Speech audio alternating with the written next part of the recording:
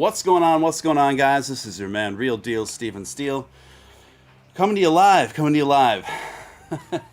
I'm a bit out of breath, and I will be for the first few minutes of the show here.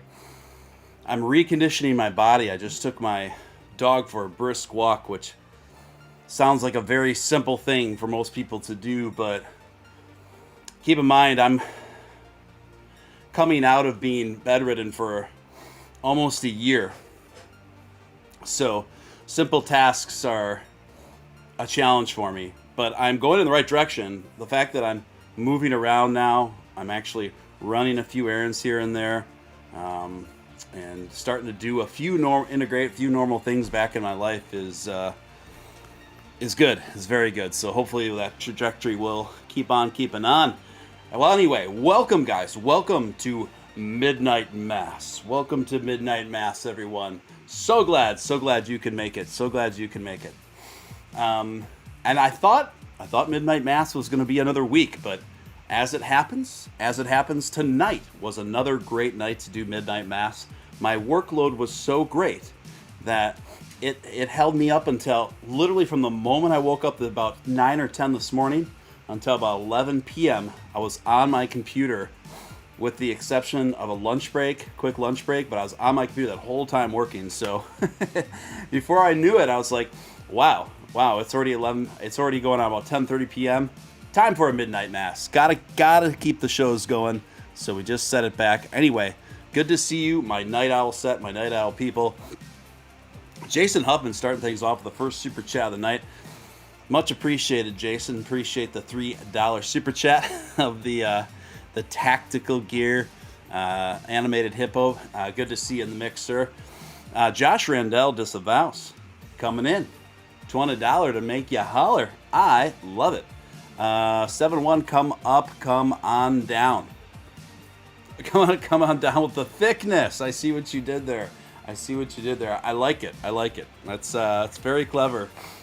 Speaking of thickness, the thumbnail art for tonight, I think that might have to be the official. She might have to be the official mascot for Midnight Mass. What do you guys think? Who else have we got in the chat tonight? We've got Audio Freak. We got Mr. Lin. We've got Bang Stun. We've got Emperor Doge. We've got, of course, Jason Huffman. Chico Doge. Good to see you. Frank. Good to see you. Art. Good to see you. Zombie Doge Army. Of course. Swift Pilot. 7-1. Esteban. Crypto Daniel. Good to see you in the mix, Crypto Daniel. I think I got about to, of course, Josh Randell disavows, goes without saying, right? Bass Fisher. Michael Lawrence. Alex C., what's going on? I think I got everyone active in the chat as of right now, anyway. Doo-doo glue. I don't know if I've seen doo-doo glue in here before, but welcome, doo-doo glue. Welcome to the show, guys. I got a cool show lined up for you guys. Definitely some interesting stuff transpired since we last talked about 24 hours ago. Obviously, I'm going to get to all that stuff. But before I do, if I could ask you just to hit that like button, because the dislike button doesn't even matter anymore. YouTube took away the dislike button, and I think most of us know why. Folks. But if it were up to me, that dislike button would still stay on there. But that's just the way of the world from people that are much more powerful than us making decisions, right? But anyway, if you could hit that like button, it's literally the number one thing you can do to help this channel out, help it to reach more people. So appreciate that. Also, if you're brand new here, I'd like to personally welcome you. You're watching Steven Steele live. I'm Steven Steele. We've got an awesome community here and would love to have you be a part of it. So feel free to hit subscribe, hit all in that notification bell, and ascend with us to the moon, Mars, and beyond. With this channel streams almost nightly. Put on a talk show almost nightly. We have an awesome time here, and would love to have you stick around. Trucking All Day coming in with a $5 Super Chat Super Sticker. Trucking All Day, awesome. I think I saw you in. I had Living with Lucy on. I had her stream on earlier tonight while I was doing some work. I think I saw you in the mix over there, sir. Anyway, thank you so much. Thank you for the jumping up and down 8-bit Nintendo controller super sticker. Appreciate that so much. Sliding Edge coming in with a $2 super chat. Thank you guys for these super chats. Really appreciate it. Setting up my Dogecoin wallet for my Doge node right now. That's exciting. That's exciting. I'm running a node as well. I've been running a node for about 2 months. That's exciting, particularly with the latest Dogecoin update, which is very optimal. It's running at optimal peak performance. And Ross Nickel, last time we had him on here a couple weeks ago, I think that was almost a month ago already. My time flies when you're having fun. But he gave us some hints as to what we could perhaps expect on the next Dogecoin update. And all he would tell us is that it's going to be massively significant, the next update. That's all we will know for now. Esteban says he just bought his first NFT. Congratulations. What NFT did you purchase, sir? Terry Reed, Nurse Terry Reed, in the mix again. Nurse, been thinking about you. Glad to see you in the mix. I honestly, guys, when I know different people and life hits us in different ways, and when I find out that different folks in this community are going through different things, I think about that. I pray about that. So I'm glad when people are going through some things and they're back in the mix. I think Celeste's starting to feel better now, which is great. And it's great to have her back in the mix. So, with that being said, I'm just going to get right down to it, boppers. Top of the stories for tonight. Bitcoin.com reports. Crypto exchange Binance explains its rare Dogecoin issue, resumes Doge withdraws. Binance's rare Dogecoin issue resolved. Binance explained its Dogecoin problem Monday night. The truth is that it's a combination of unlikely factors that led to an unforeseen issue that ultimately only affected Binance, the company admitted. So, we went all over this before. I don't want to beat a dead horse. But what I do want, you can't see her, but my Doge is just, she's just like pressing into me. She's right on my lap here. What I did want to set the record straight on, was this. This issue is still not resolved as of now when it comes to Binance US. It's still not resolved. I checked on it last night. I checked on it this morning. I checked on it this afternoon, and you're still not able to withdraw Dogecoin on Binance US as of now, as of yesterday. And they've been saying this problem was resolved since Monday morning. Here we are on late Tuesday night, technically Wednesday. It's not resolved.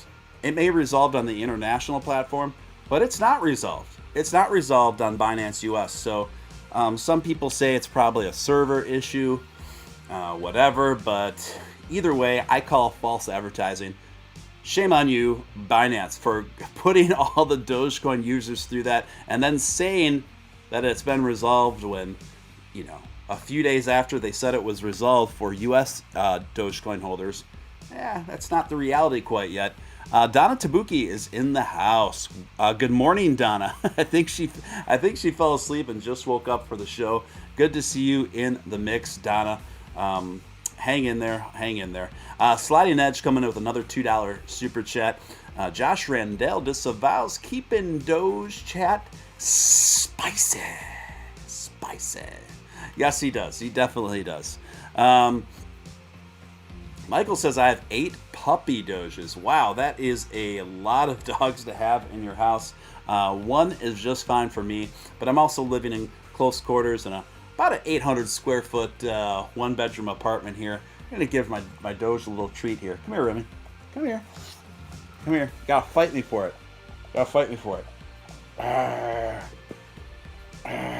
Okay. What's up, Tony C? Good to have you in the mix, Tony.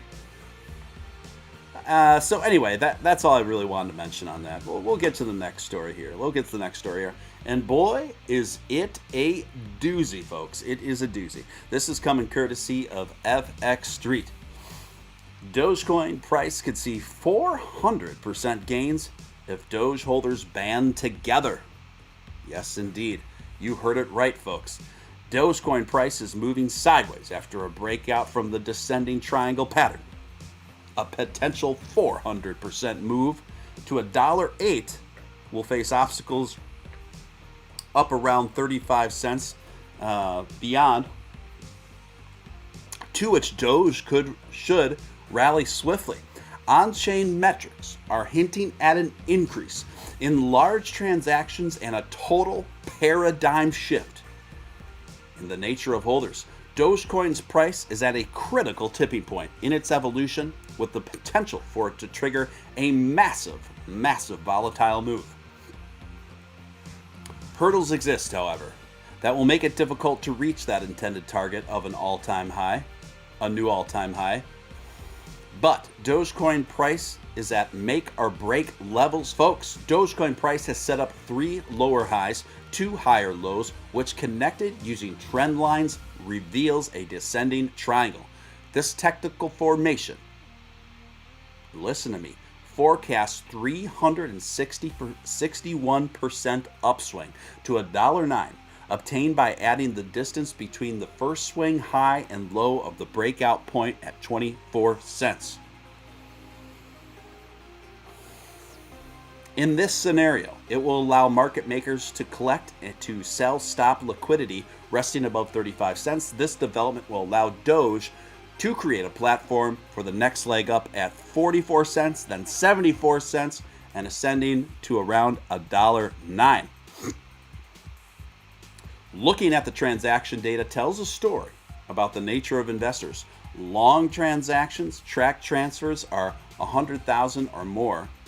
An increase in this metric serves as a proxy for institutions in their investment thesis. Over the past 6 months, the number of transactions has increased 71% from 1,570 to almost 2,700. This uptick in the now this is the most important part of this article, folks. This is what brings it home. This uptick in the metric suggests that high net worth investors are really taking interest in Doge at current price levels. There you have it, folks. There you have it. This is what Nick and I have been saying. I do think that a 400% increase for Doge is quite probable in the near future. Josh Randell disavows coming in with a $10 super chat. Appreciate that, Josh. Chat the like what the like button. Chat the like button has daddy issues. You know what to do. Okay. Thank you for that. And welcome guys. So yeah, that's a really potentially exciting scenario, and not one that I would take off the table. In fact, I'm not only taking off the table, I put it in the decent probability scenario for within the next 2 months. Let's see. Next story. This one caught me by surprise, and I got a lot to say about it. I didn't see anyone else covering this. But I thought that I would. Nurse Terry Reed, but before I do, let me get to the super chat from Nurse Terry Reed. Nurse Terry Reed, $20 super chat. Thank you, Nurse. Appreciate that. Steven, this is great news for Doge. Man, we need it, she said. Yes, indeed. Yes, we do. Nick and I have been saying this for quite some time, that we feel that the next parabolic rise is imminent.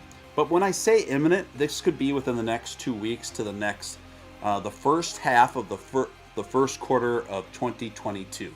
Okay, and I think it's a very strong probability that we are going to see a parabolic rise as it relates to Dogecoin between now and the first half of the first quarter of 2022. And I think if Nick was here, he would agree with me. In fact, Nick is even more bullish than me in saying that it's a pretty high probability that Doge gets to $2 by the end of the first quarter of 2022. So he's even a bit more bullish than me. Anyway, next story. And by the way, thank you so much, Terry, for the super chat. Appreciate you. Next story here. I didn't see anyone else covering this, and it kind of flew under the radar. But and it came out late this afternoon. The Doge of Wall Street. Now, why? What would evoke a name like this for a title of an article? Well, I'll tell you what. Shiba Inu and Dogecoin are, get this, jokes with no real value. And SHIT coin creators should be jailed, says Wolf of Wall Street. Jordan Belfort, the investor dubbed as the Wolf of Wall Street, has slammed meme coins as SHIT, insisting that their creators should go to jail. This is rich. This is really rich. The notorious trader played by Leonardo DiCaprio in the hit 2013 movie told The Sun Online that cryptocurrencies such as Shiba Inu and Dogecoin have no value and no use.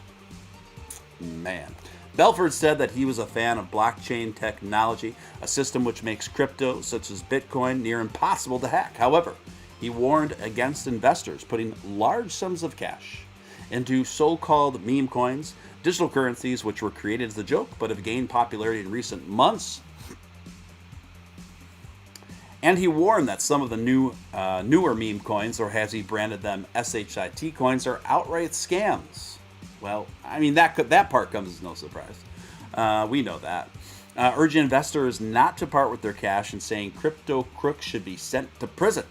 He told The Sun Online, I'm a fan of blockchain. I am a fan of blockchain, but there's a lot of nonsense out there, a lot of SHIT coins which serve no purpose and are only there to separate people from their money. You hear crazy stories of people making millions and billions, but for every person like that, there's 10,000 or 100,000 people getting their asses handed to them in Shiba Inu. And that's not a proper investment. He added, people are taking advantage of an unregulated market and creating SHIT coins which have no real value or use. People should go to jail. Seriously, they are not legitimate. There's no way they are ever going to work, Belfort said.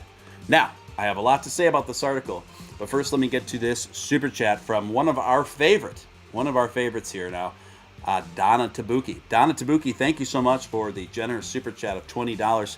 You guys, thank you so much for helping to keep the lights on, quite literally, over here at Steele HQ. Thanks for the wake-up text. Eric brought me a ice cream in bed. Sporty, my doggy, and I are enjoying the midnight mass. Awesome. Ice cream in bed with your Doge. That's a pretty nice way to cover and hang out in your late nights. That's a pretty good way to go. I love it. So,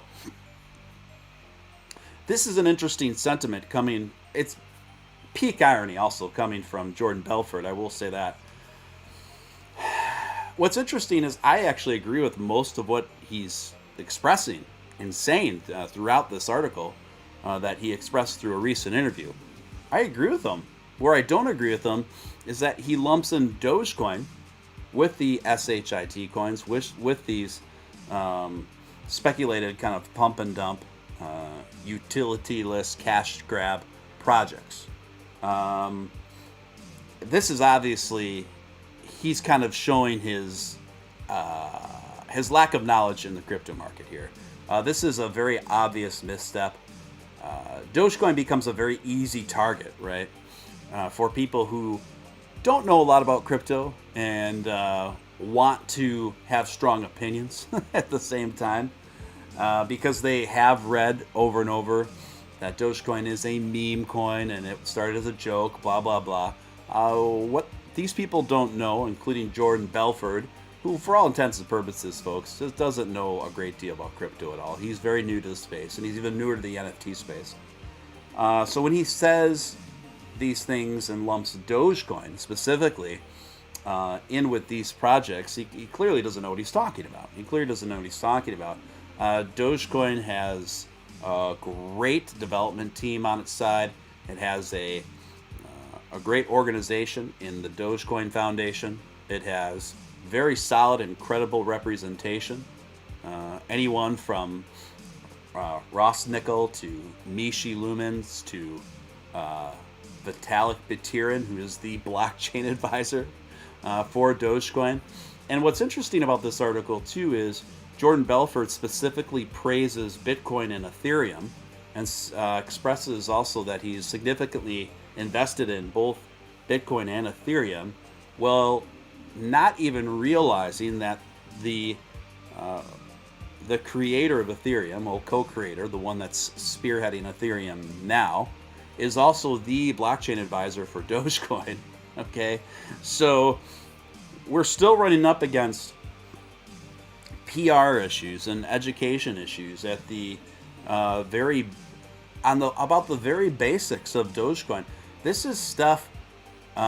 These are conversations that I have been having since I first bought Dogecoin around 2 pennies, and it's just amazing to me that we have to keep going over this stuff with people who don't understand the basic fundamentals of Dogecoin. Dogecoin isn't utilityless. It has very high utility. It has very efficient utility. It has very effective utility. In fact, one could argue that its utility in terms of its transaction fees and speeds and efficiency is much stronger than Bitcoin or Ethereum. So,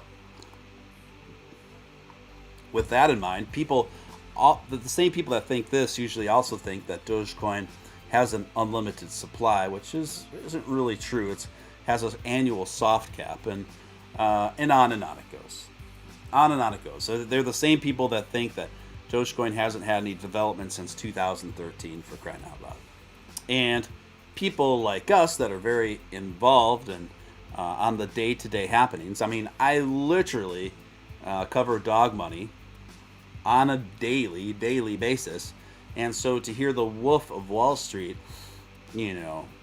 make shots across the bow as this consumer advocate, and I mean, he's been there, so I mean, I get it, but at the same time, like, bro, it's probably not a good idea. It's generally not a good idea in life, folks, to just start popping off and having very strong opinions on things you know very little about. It's better just to ask questions and learn as much as you can before formulating opinions.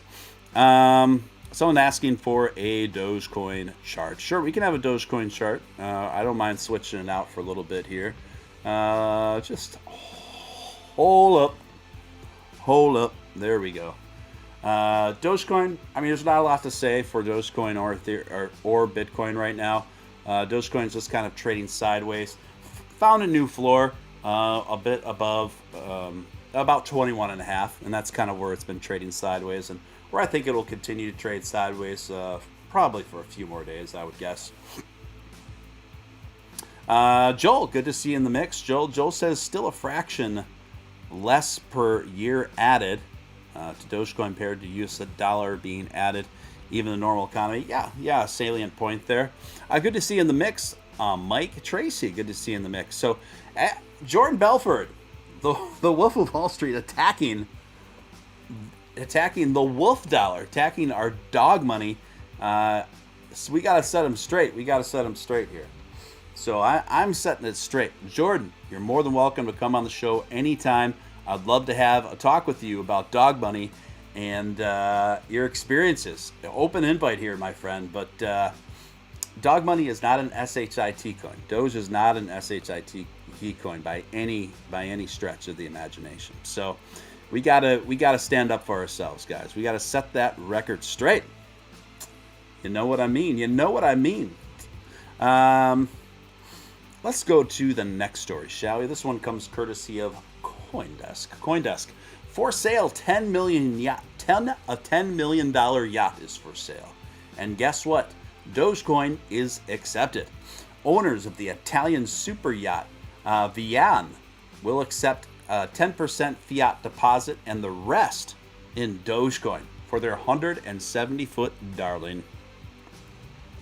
Owners of the Italian Vian said in a statement Monday that the prospective buyers will be able to buy the vessel. It's always a funny name to me. I mean, I know it's like a very common old school word for a large large boat, a vessel. It just makes me chuckle. Would be able to buy the vessel with Bitcoin, ETH, or Dogecoin. Their 3 favorite cryptos. That said, a 10% fiat deposit is required. Vian is listed for $10 million and can be chartered this winter for just a mere $196,000 per week in the Caribbean. She features, I feel like Robin Leach right now reading this. You guys remember that? It was this old show from the late 80s, early 90s called The Lifestyles of the Rich and Famous. And the whole show is this like kind of exploring, is like Cribs before Cribs. It was like Cribs, but not like completely idiotic. And it would just cover the lifestyles of rich and famous, and it'd give these very luxurious descriptions for all of their assets. So let me try to read this in. I feel like I'm reading a description that would be in that show right now. Vian is listed for $10 million and can be chartered this winter for $196,000 per week throughout the Caribbean. She features a sky deck, jacuzzi, and can accommodate up to 12 guests. Whilst cryptocurrency payments are increasing in the yachting industry, this would make Vian the largest ever yacht to be purchased with NFTs or Dogecoin, the vessel's owners said in a statement. How about that? Now, forgive me, that is a really bad British accent, which I will never repeat again on the show. But I feel like at times I was going British, I was going Irish, I was going Australian. I couldn't figure out where to land that one. Jason Huffman coming in with a $20 super chat. I love it. Thank you, Jason. Appreciate you. Doge crypto goes up when new people money is investigated. Have to tell somebody about Doge crypto today. Okay, I think this is a commercial. Have you helped your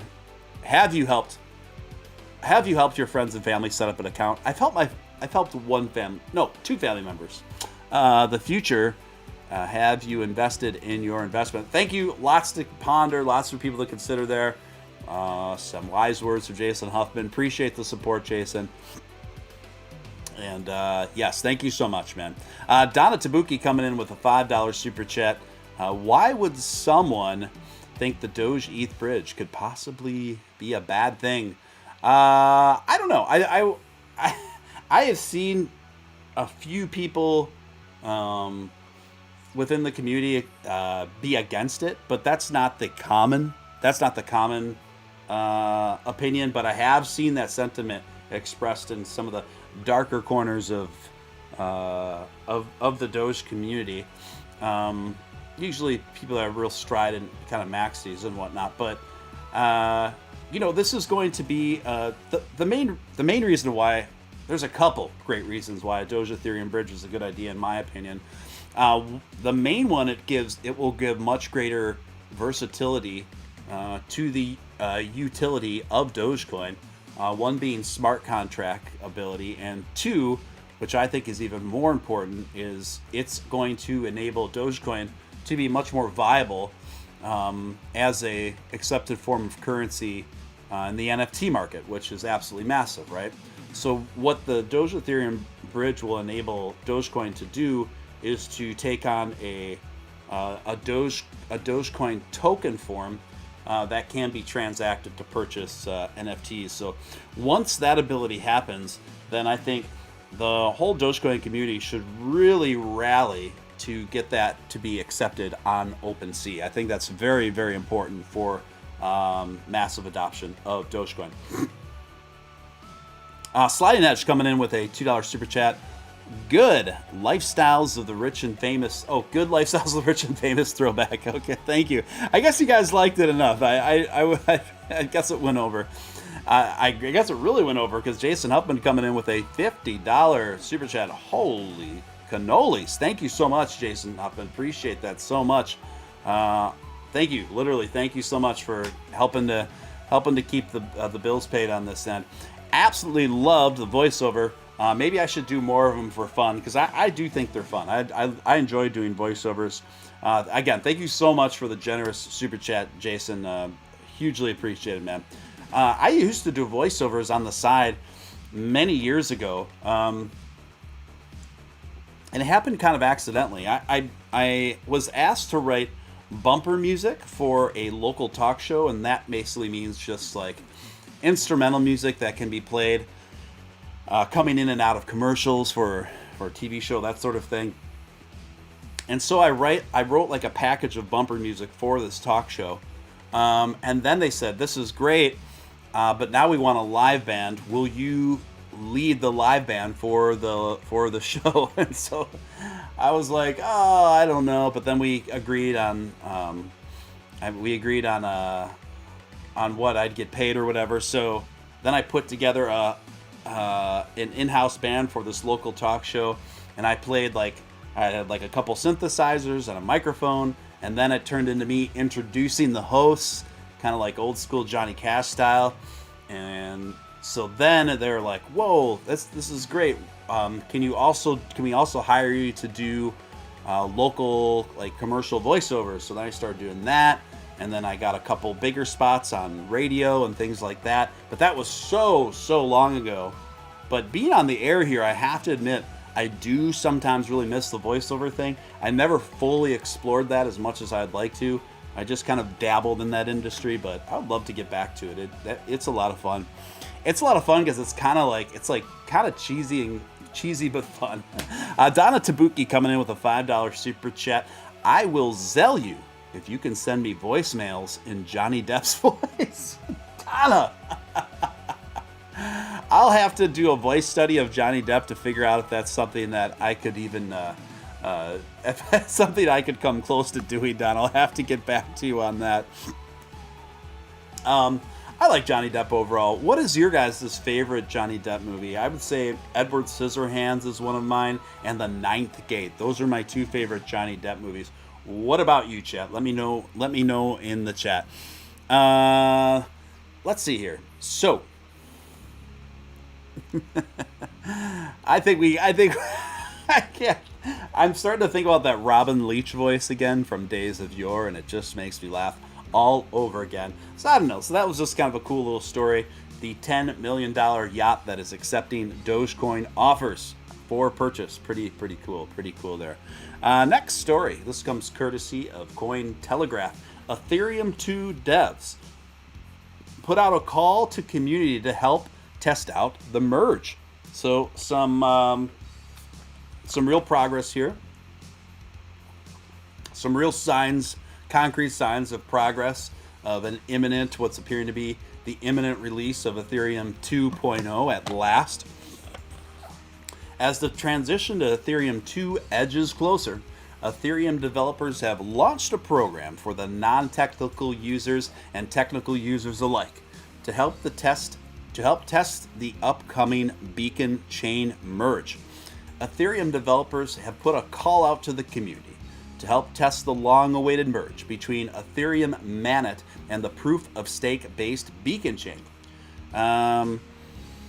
And this was the tweet that literally was sent out by one of its developers. Testing is the best way to contribute to Ethereum. We are starting a new program to get the community involved in the testing the merge.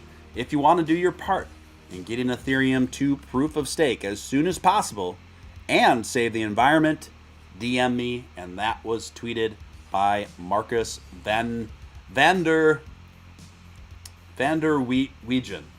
Yeah, I'm pretty sure that Marcus Vander Weegen. So that was pretty cool. That was pretty cool there. What to make of it? I think this is a very bullish sign for what's to come. For non-technical users, the self-guided program provides them tasks such as setting up consensus layer clients, reporting failures, and sending transactions. For technical users, they can select objectives such as running their own validators, deploying and testing contracts, and setting up their own test nets. Highly technical users can review the spec, purpose, invalid blocks, and spit in the network by voting in invalid blocks, etc., etc. So, pretty cool. The final piece of the puzzle is the shard chains upgrade. Shard. Who decided on the word shard and sharding? It really, I don't know about you, but that sharding really meant something quite different as far as when I was a kid. It really meant something a lot different. Donna Tabuki coming in with a $10 super chat, preferably nighttime type voicemails. Keep saying, "This is Johnny." Donna, this is Johnny. Oh my gosh. She is such a sassy lady, that Donna. Thank you so much for that. I don't even know where to go from there. But thank you, Donna. Let's go on to the next story, shall we, folks? Robinhood stock, Hood, you know Hood. I don't know if any of you guys own any shares of Hood, but man, did it take a tumble today, to put it mildly. It crashed, folks. It crashed. The share went down. The stock went down about 70% over the last 24-hour cycle. Market analysts are nonplussed by Hood stock as long as it continues to ramp up its presence in the cryptocurrency space. As Robinhood struggles with its declining share price, could ramping up its cryptocurrency offerings help boost the company's outlook? Robinhood is a financial services company that also acts as a retail trading platform for ordinary users. Since August 4th, Hood has fallen nearly 70% from its all-time high from about $71 to about $26, and it's been below the $38 IPO price per week. So I did have that wrong. This didn't all happen. My apologies. This didn't all happen over a 24-hour period. This happened a 70% fall since August, since it debuted. Or does that debut? Yeah. Mm-hmm. Several factors are contributing to the fall, such as the drop in crypto and meme stocks day trading as the pandemic era rolls come to an end. People return to their offices, blah, blah, blah. So be careful out there. I don't know how many of you are holding Hood. I was holding like 2 shares out of the gate. I think I switched it over, just bundled it into the little bit of Tesla that I have. So there's that. Next story.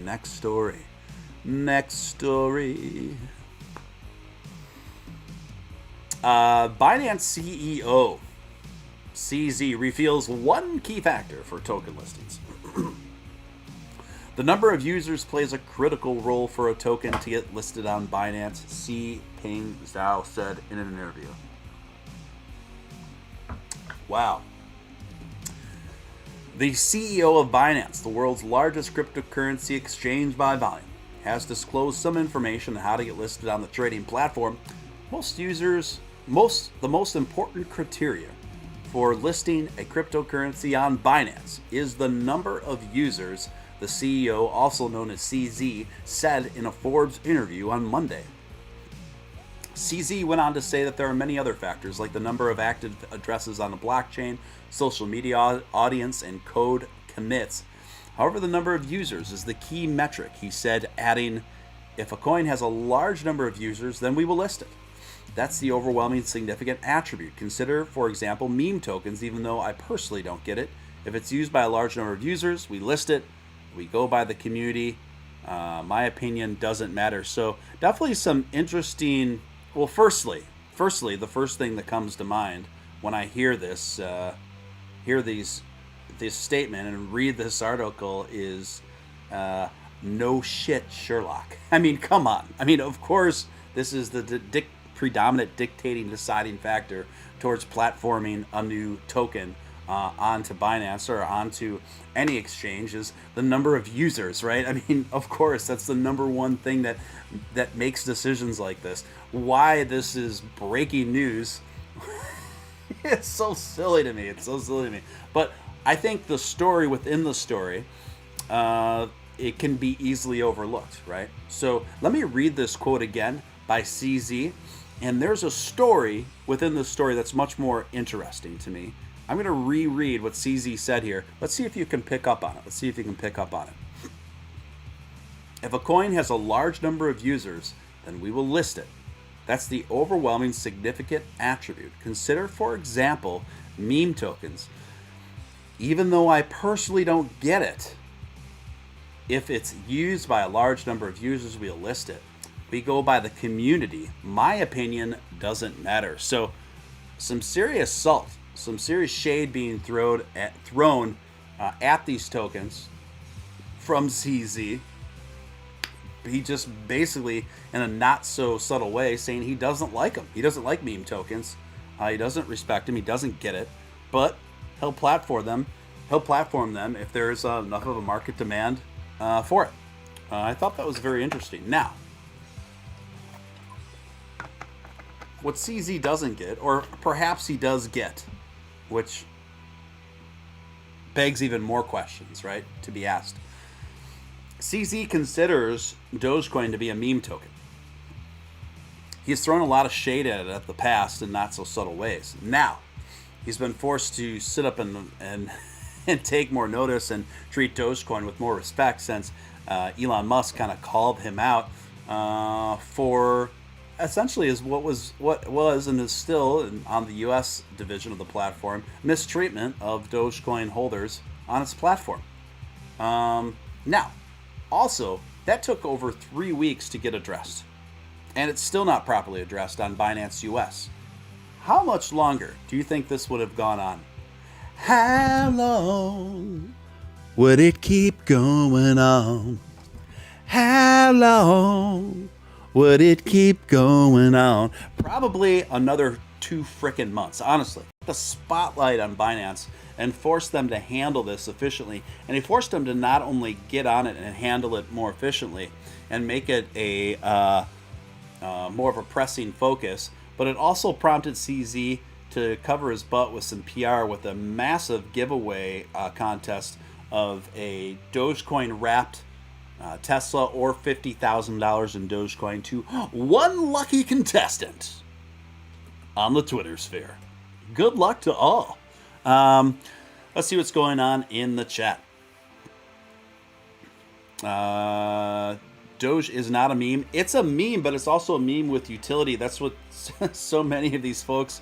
It's just amazing how many people still don't get that. But we're getting there, folks. We are getting there. And when we get there, I believe we are going to have the last laugh. It's going to be the last laugh for Doge enthusiasts and investors. Dylan McDougall, good to see you, Dylan, in the mix. Stephen, if I have a big win, I'm going to donate you a new PC. Hey, I will happily and humbly accept that new PC, Dylan. Thank you, man. I appreciate the sentiment. Dylan also says PooCoin's risky but high reward if you do your research right. Yeah, that's what I've always said. I'm not.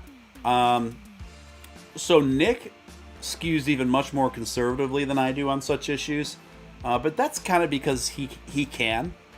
And it's something I point out to him where he's like, I've never invested in a token, never invested in any of this stuff, this, that, and the other thing. And it's like, well, if I was already a retired multi-millionaire off Dogecoin in my early 30s, I probably wouldn't either. I know I wouldn't.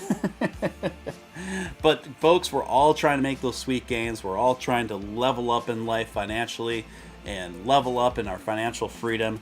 And sometimes, for some of us anyway, that includes risking it for the biscuit. What's most important to me is just that investors understand the scenario that they are engaging in. When you're investing in token projects, stuff on the BSC Smart Chain, don't even get me started on ERC20s. Actually, I will touch on that in a moment. That these are high risk, high reward moves. And I can think of a couple people in this community have done quite well as a consequence of stuff. But a lot of people get left holding the bag. So just so you know the breadth of what you're getting yourself into, the risks involved, I think that's what's most important, more than making these stringent judgment calls on people like, oh, if you invest in this stuff, like, you're an idiot, and I'm strongly against this. For people got different reasons for different things. People got different demands on their lives. People definitely have different risk tolerances. People have different financial situations. where some people can afford to take those risks, others cannot. Some people are more well informed on the risks they're taking, you know. So anyway, $10 super chat from Jason Huffman for the Steven Steele live music effects. I love it. Thank you so much, Jason Huffman. Thank you so much. Appreciate you. Really appreciate the super chats tonight. Yeah, hugely. Thank you. Beto says BSCs are not an investment; they are gambling. I know a lot of people have this take, and not that I think that's incorrect. I don't think that's incorrect per se, but I also don't think it's 100% accurate to say that investing in BSCs and token projects is a complete gamble akin to casino odds. I think it's better than casino odds, depending on how educated you are on the projects you're investing, and how closely you're monitoring those investments and doing your homework, particularly when it comes to the DeFi sector of the BSC market, particularly when it comes to the gaming industry sectors of the BSC market. This is a sector of the market that's been absolutely exploding, offering a lot of people gains, and it's a very welcome new addition, frankly, to the BSC market, because it's the first solid sector of the BSC market that offers very tangible, real utility in industries that have a lot of capital in them. Zombie Doge Army coming in with a $3.69 super chat. Who bought a Tesla whistle today? I tried to buy one as soon as it came through, but alas, my new debit card number wasn't uploaded into my phone, and I was looking around for it, and I realized that I had given my debit card to my work assistant, my assistant for my small business, because I sent her out on the road to pick up some inventory for me and to fill up my old battle axe cargo van, my 2003 cargo van, with gas and all that. So I was like, oh, I don't have my card on me, or else I would have bought that whistle in a jiffy. But you know what? It's always good to once in a while. It's always good to wet your whistle. Josh Randell Disavows coming in with $10 super chat. Thank you so much. Super appreciate it. I love these midnight masses, guys. There's actually a very strong demand for the midnight mass.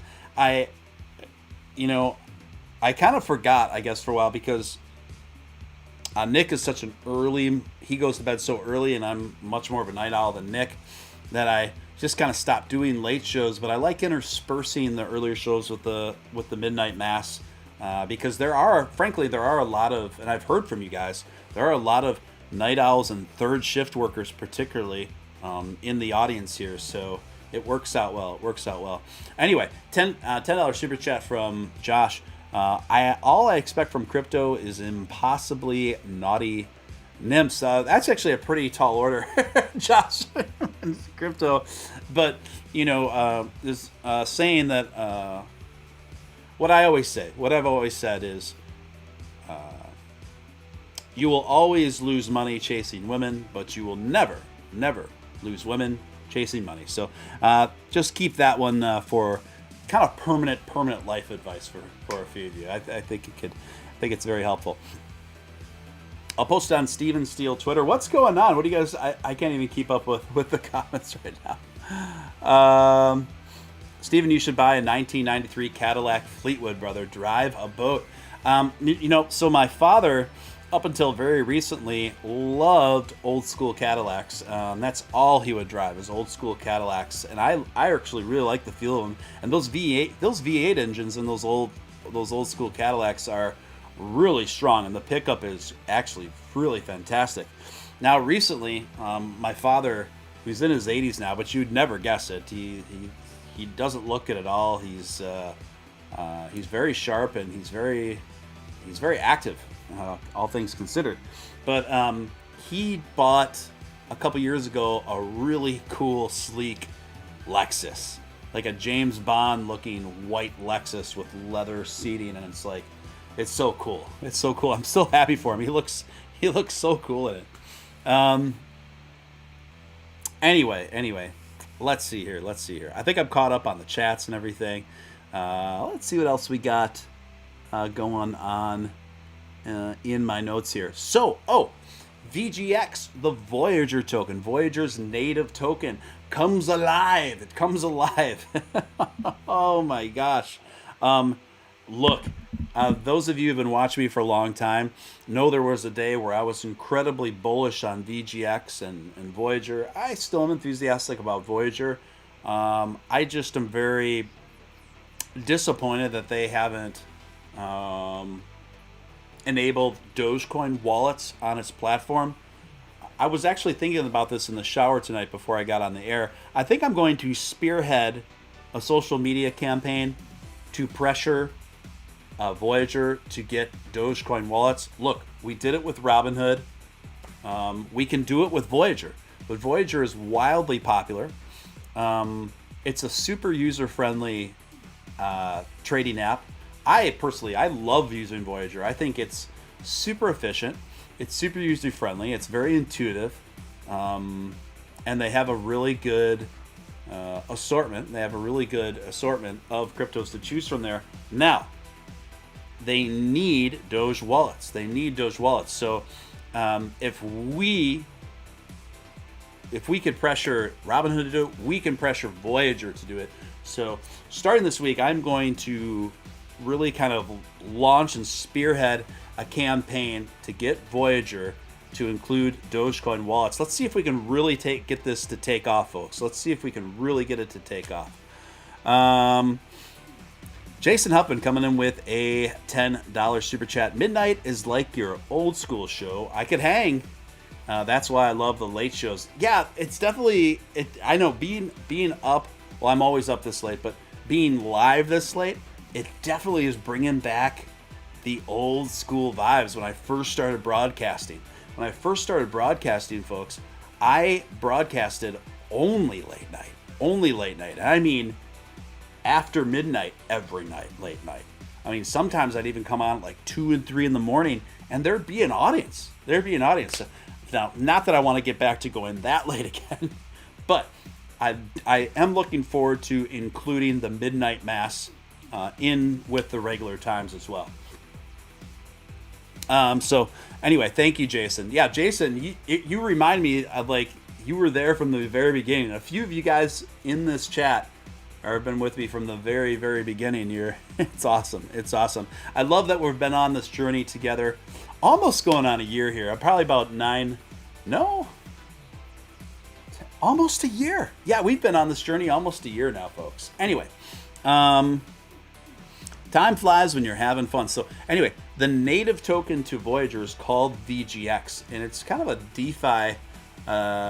DeFi-based token. Now, I was very bullish on the VGX project.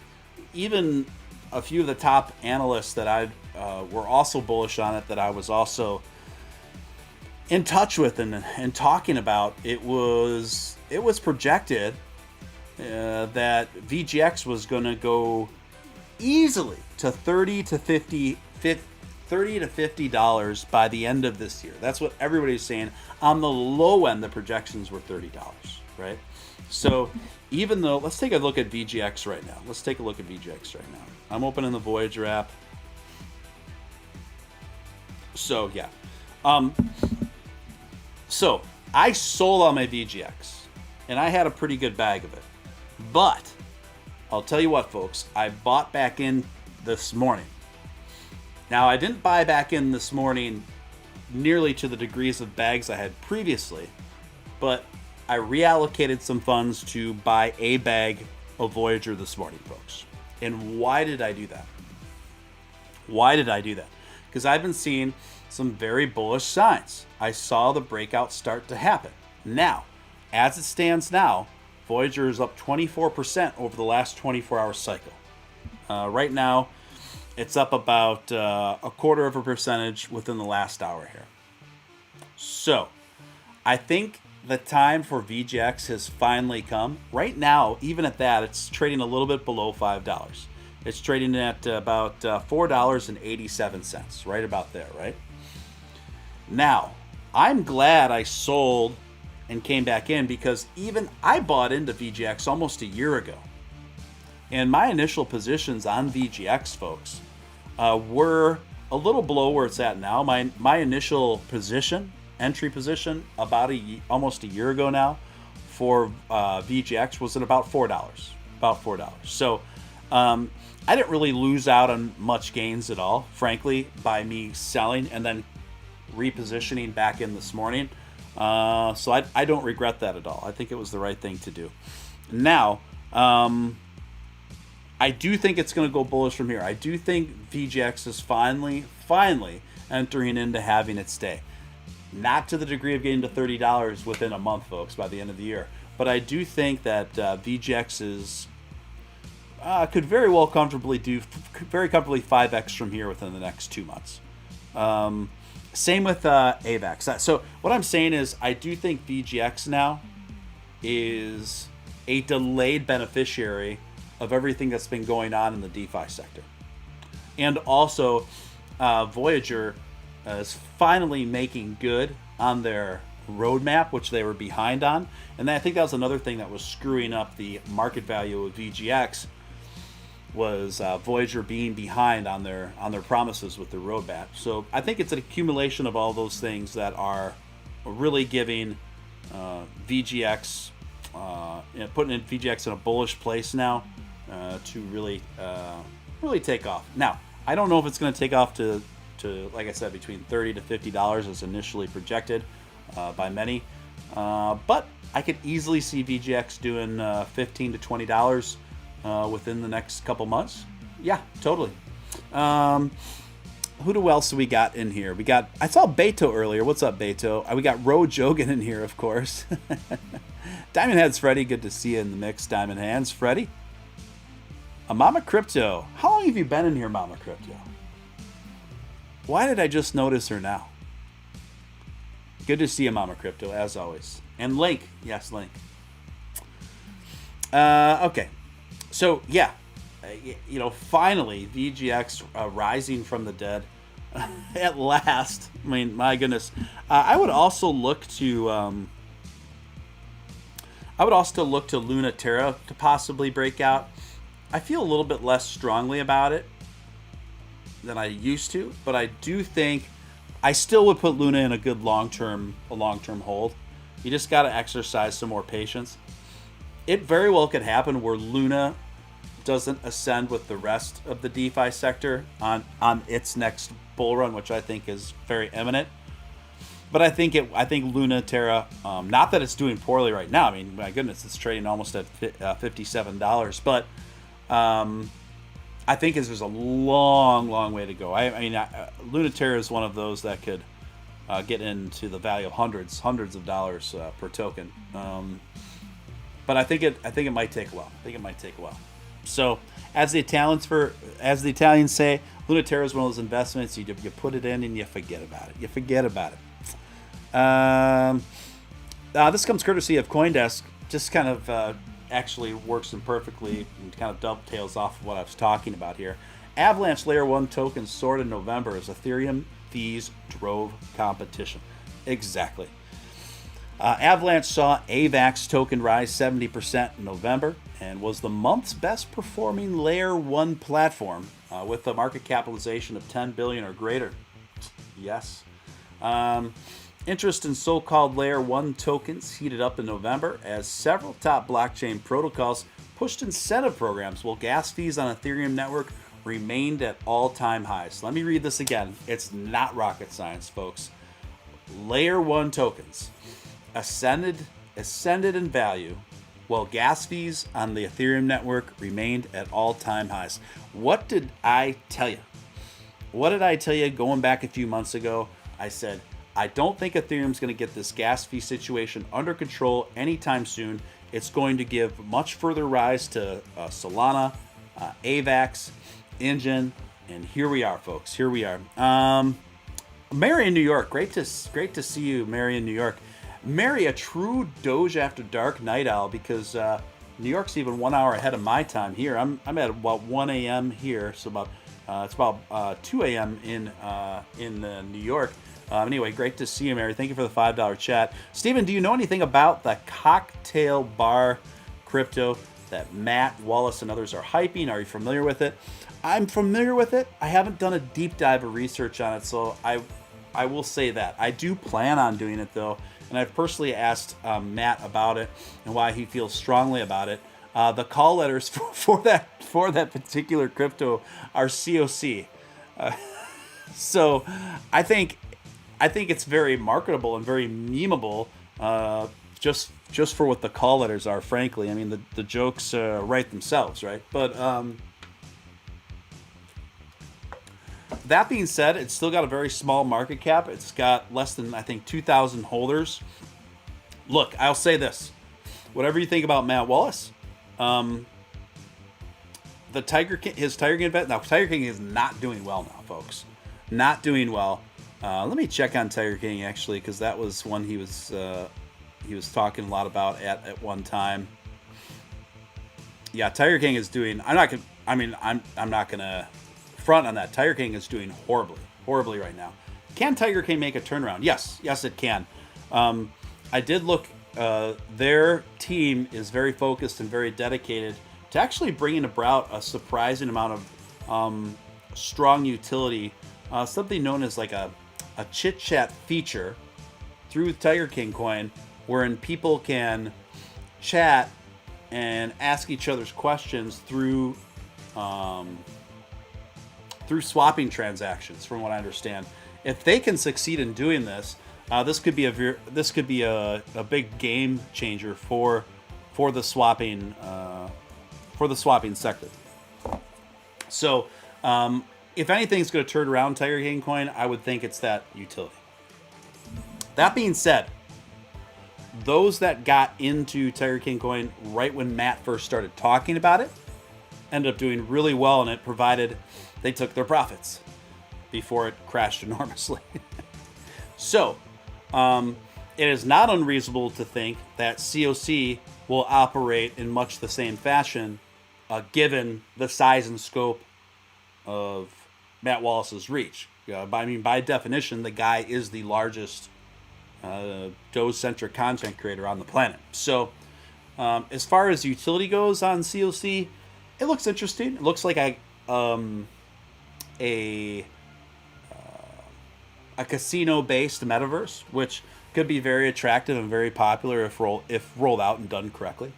So, that's about all I got for you now. But hope that helps you, Mary. Well, I think I wouldn't necessarily say T-King was I don't think it was a pump and dump. So a pump and dump is when project is abandoned by the team and they disappear and they leave people holding the bags. There's a difference between a pump and dump and a project that just kind of eats shit, frankly. And that's kind of what Tiger King is doing now. Now, the reason why I speculate Tiger King is doing so poorly right now anyway, and I do think Tiger King could make a turnaround, by the way. So I want to put that caveat out there for you folks. I just got to keep it real. But I try to keep things real, and I try to keep things unbiased. That's how I try to give you guys information. So I think the main reason why, and this is a very good learning opportunity for even the Doge community, for all of us, and actually the Doge community did learn this lesson and have gotten our butts handed to us in a similar fashion for a similar reason. And that reason is this. I think the reason why Tiger King is performing so poorly is because there is so much expectation for Tiger King coin to explode and go parabolic the day of release of Tiger King Season 2 on Netflix. So a lot of people were putting a lot of pressure, including their own community, drawing so much attention to that being a key factor that was going to ascend the market value. Mistake. You never want to do that. And that's not just unique, and I'm not picking on Tiger King, mind you. I'm saying this is great advice for any project, any crypto project. frankly, any NFT project as well, you never want to, excuse me, I need my green ginger tea. You never want to put too much expectation on a particular event day. If you put a ton of expectation on a particular event day, the moment investors feel like it's underperforming according to the huge expectations that were built up, they can often trigger a ton of panic selling, right? So I think that's what happened with the T-King coin. Is a lot of people had so many high expectations upon the release date of Tiger King Season 2 that when they felt it even underperforming less than parabolic style, it just triggered a slew of panic sellers, right? So now they're in the process of trying to rebuild there. The same thing happened to Dogecoin, mind you, for Saturday Night Live. And a lot of people were complicit in that. I remember covering that and trying to temper expectations and just tell people to enjoy the ride. I said, I remember covering it live that night. I said, guys, I don't know what's going to happen tonight, but either way, it's going to be exciting. That's kind of how I saw it. And because expectations were so enormously high, in part drummed up through the media, and then, of course, Barry Silbert, what he was pulling and whatever. But that led to a very anticlimactic situation where Dogecoin ascended all the way up to 74 cents and then, course corrected very severely there. And then we've also seen that in the past. It doesn't really happen anymore, but those of you who are around in the days of yore, and by the days of yore, I mean about 9-10 months ago, the community would loosely put together different Doge days and attempts to pump the Doge. We're going to pump the Doge on Friday, December 15th or whatever. And every time that was attempted, it literally had the opposite effect. Now, there would be a small pump preceding before the event day, right? Because as I was telling you, anytime you get an event day down on a crypto, and this is some very, very good advice for you guys to keep in mind, by the way. Anytime there's an event day of high expectation put down for a particular crypto, you will see, most of the time, you're going to see the majority of the pump benefits from that event day right before the actual event day, usually on the day before where it apexes. So you could learn about, and I've done this a few times myself, I have learned about a particular event day of expectation for a particular crypto that I don't own. I will buy a bag of it. I will hold it until the day before that event, because the day before the event is usually when the market value apexes, just from the anticipation of the event, before it falls on the day of the event. And then you'll actually see, usually anyway, market value fall on the day of the event. This applies to not only what happened to Tiger King, what happened to Doge, what's happened to, in a few occasions, it's also what happens to many cryptos when they're before particular release days on large trading platforms. That happens too. So anyway, it was buy the hype and sell the news. Yeah, I know some of you guys have real strong opinions about T-King coin, but I also know that there's some supporters of that coin in here. I don't, like I said, I just try to cover it as unbiasedly as possible. It is what it is, and it's shaken out. But on the other hand, I'm not going to come on here and say, oh, T-King coin's doing have a little bit of a time, but it's doing pretty good. It's not doing good. It's doing terrible. But I also know enough to know that they do have a committed team that's not walking away from the project. They're just it's just an unfortunate turn of events for T-King as of now. So we'll see how it shakes out. I mean, guys, look, I remember people were talking hard smack about T-King coin before it 5x'd. There are people that made out really well with T-King coin if they got in early enough and got out before things went south. It is what it is. Again, high risk, high reward, right? High risk, high reward. So just be careful out there, folks. Just be careful out there. Anyway, I think I've exhausted that topic. Let's go on. Check this out, guys. This comes courtesy of Benzinga. Bored Ape sold for 76 ETH today. Wow. Add that up. Do that math in your head. Bored Ape Yacht Club is an exclusive community for holders of the ape and mutant themed NFT collections on the Ethereum blockchain, commonly referred to as Bored Apes. Wow.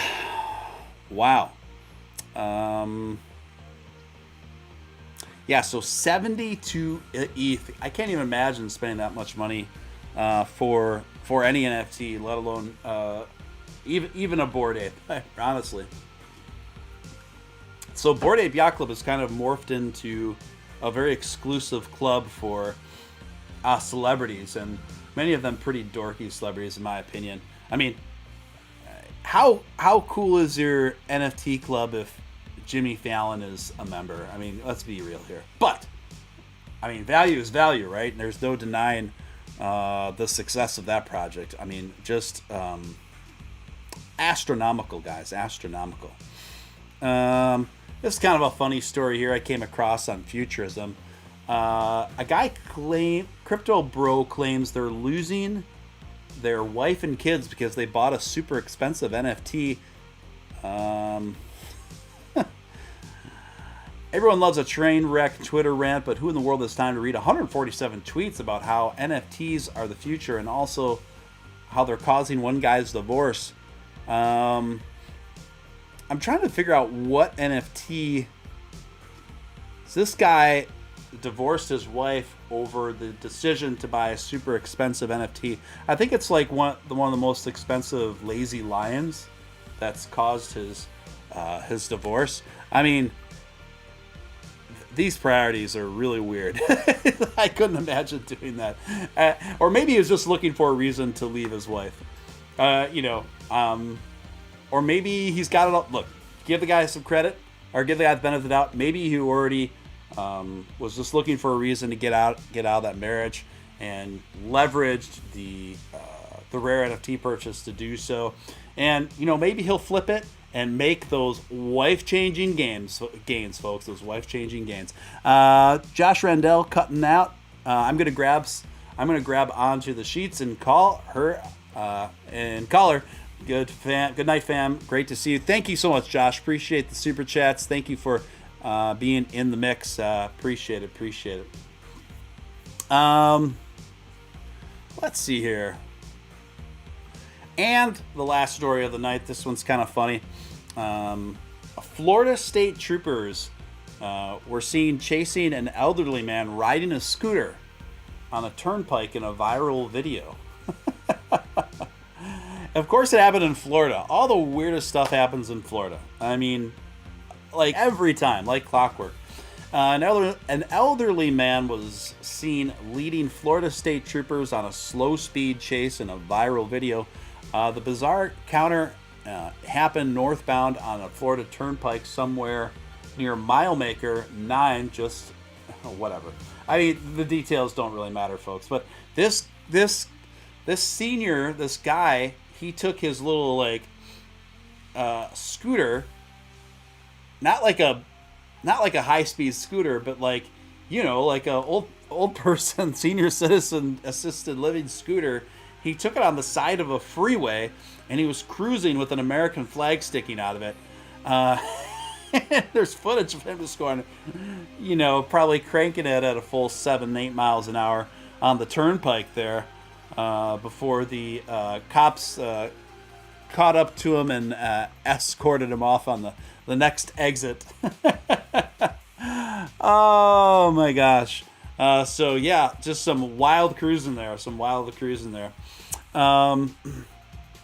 Anyway, unless you guys got any more questions for me, let me know. I'm kind of at the bottom of the news that I had lined up for tonight, guys. But to kind of sum up, I do think altcoin season is about to really kick in. So make sure all those altcoins that you kind of keeping your eye on, maybe on the fence over, make sure your investments are in place where you want them to be in terms of the altcoins you've been peeping and eyeing up. I've certainly been giving my picks and giving my 2 cents on this show about the ones that I have my eye on. Again, I think altcoin season is about to really kick in any day now. So just keep that in mind, folks. Blame it on the whiskey. That's what someone said. That's what someone said.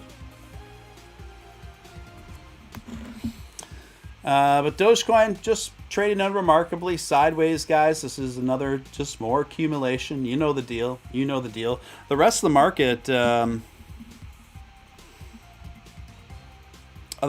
is kind of just trading sideways unremarkably right now. Kind of taking a break, kind of taking a breather in the twilight hours here.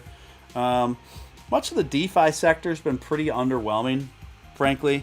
Waiting for that to light up again when altcoin season kicks in. Avalanche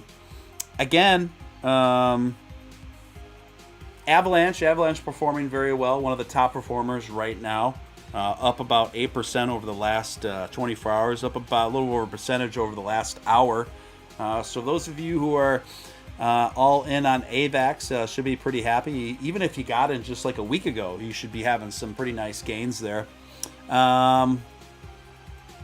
Let's see what's going on in the chat. Someone said, Steven, don't go. Please don't go. Please don't go. The original song for that. Now, there was a kind of a real Night at the Roxbury rendition of that. Babe, I love you so. I don't want you to go. But what most people don't know is Please Don't Go was written by KC and the Sunshine Band. That's the original. And what would I put the year on it? I'd probably say 1976 or 77. I'm looking it up right now. It's very sappy, but it's pretty good. It's pretty good. I actually like Casey and the Sunshine Band. I don't know. It's kind of like I don't know. They just wrote a lot of fun songs. Definitely before my time, but a lot of fun songs. Please don't go. Don't go. Don't go away. Please don't go. Don't go. I just want you to stay. I'm on PancakeSwap. Help. Donna, be careful. PancakeSwap is the red light district of crypto. That's what I've always called it. Be careful. Use protection, folks. Use protection.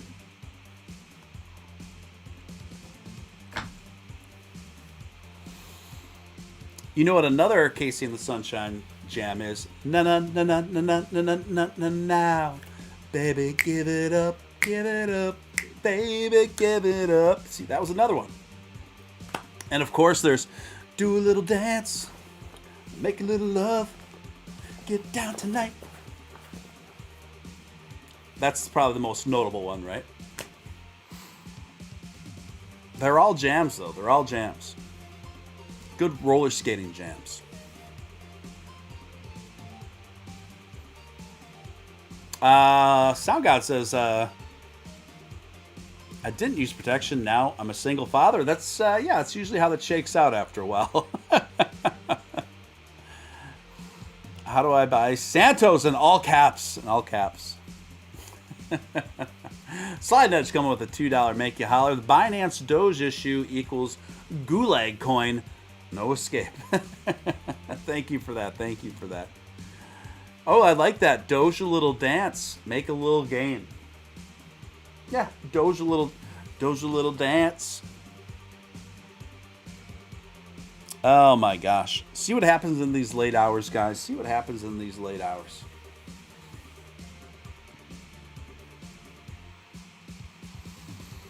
Oh my goodness. Goodness gracious. It's so weird to look down and not see that dislike button anymore. It's so weird to not see that anymore. Not sure if I'm how I feel about that. Not sure if I'm acclimating. Tell us about summer camp. I feel like I've told you guys all my summer camp stories. Maybe not. Let me think about it. I remember on the last day of one of my summer years at summer camp, I made out with a girl named Bonnie who had a Fiero sports car. And what makes the story interesting is she was like 17 years old when I was... No, she was 18 years old when I was 15. And she actually, a couple weeks after summer camp, she stopped by my house dressed very provocatively to pick me up in her sports car. Much to my mother's, firstly to my mother's absolute horror, and to my father's amusement.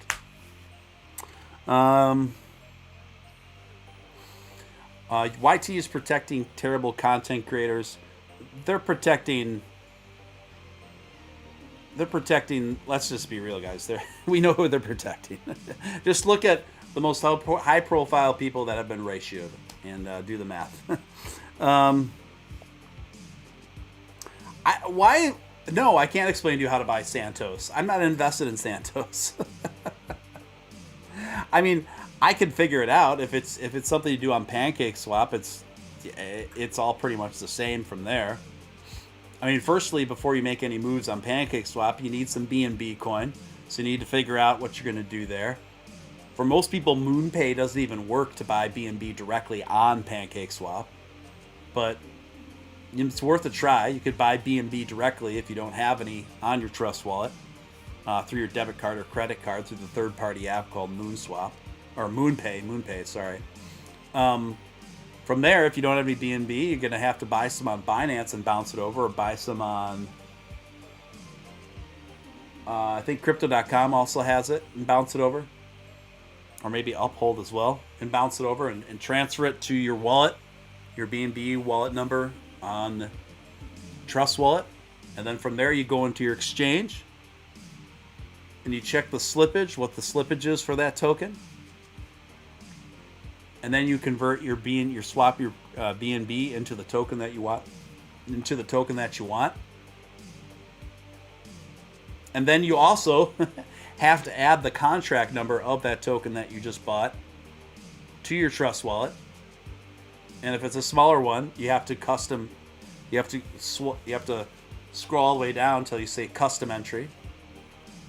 You put on custom entry and you copy and paste the contract number there, and then you turn it on, and then your new investment should show up in your wallet. Let's see here. Let's see what's going on in the chat.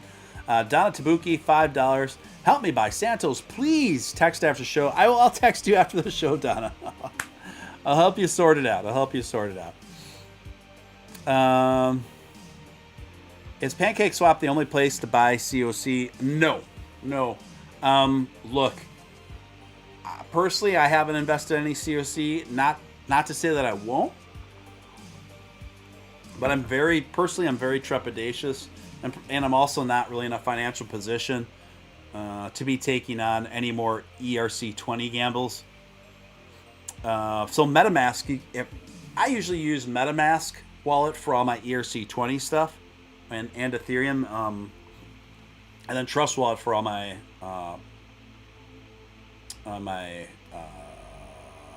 Binance Smart Chain, BSC stuff there. Now, the problem is with the ERC20s is obviously the Ethereum gas fees, which have been consistently hitting all-time highs, much to the detriment of the NFT market and the ERC20 market. So keep in mind, if just to purchase an ERC20, and that's what COC is, you have to pay gas fees going in and gas fees upon withdrawal, plus taxes associated. So lightly, even to buy $200 of an ERC20, lightly it's not uncommon to have to pay $100 in and $100 out. So now what is just a $200 investment quickly becomes about a $450 investment with gas and fees, gas and taxes.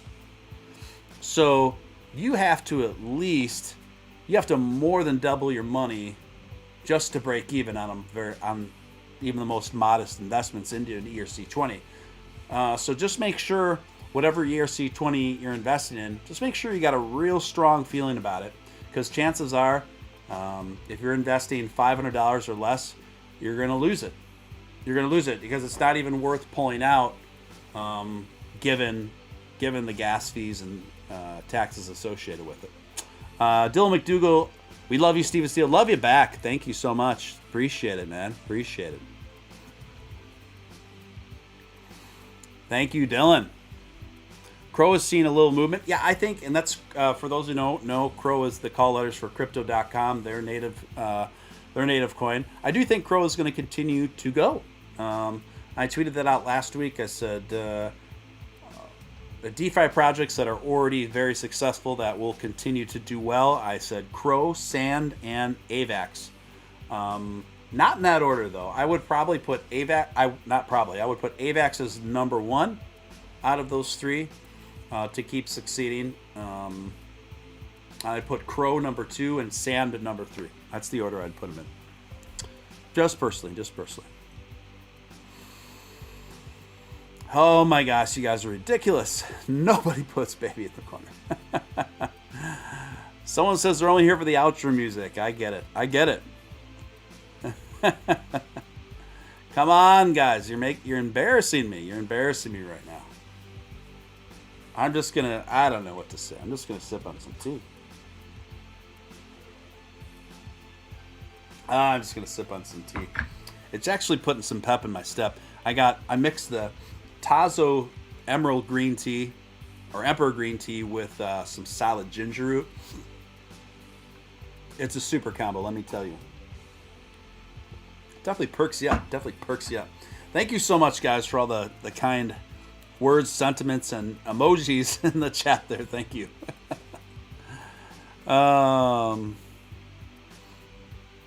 Didn't even get the reach round. Be careful out there, guys. Be careful out there. Blame it on the alcohol, as Jamie Foxx said about... It's probably like 10 years ago he said that song came out now. It doesn't seem that long, but I think it was that long ago. Oh my gosh. Oh, I've never seen someone employ the hot pepper emoji. That's a good one. Thank you guys for the kind words. You can't see her, but my Doge, she is fast asleep right behind me right here. That's her favorite thing to do when I'm streaming.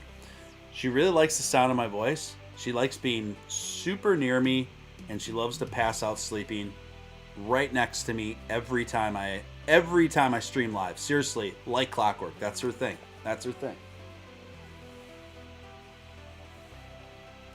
It's pretty cute.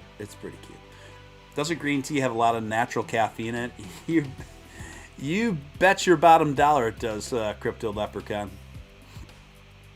You bet it does.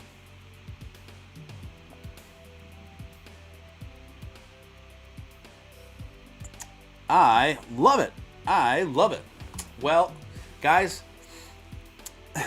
I think I'm going to wind this one down. You should do hot ones. Okay. I'm open. Who knows? Maybe I'll open an after hours Twitter Spaces and let you folks kind of share the mic with me there. Maybe I'll do that if we'll see. I'll play up here after I get out here. But guys, thank you so much for joining me. I appreciate each and every one of you. Hope you had fun. Hope you got something out of this broadcast.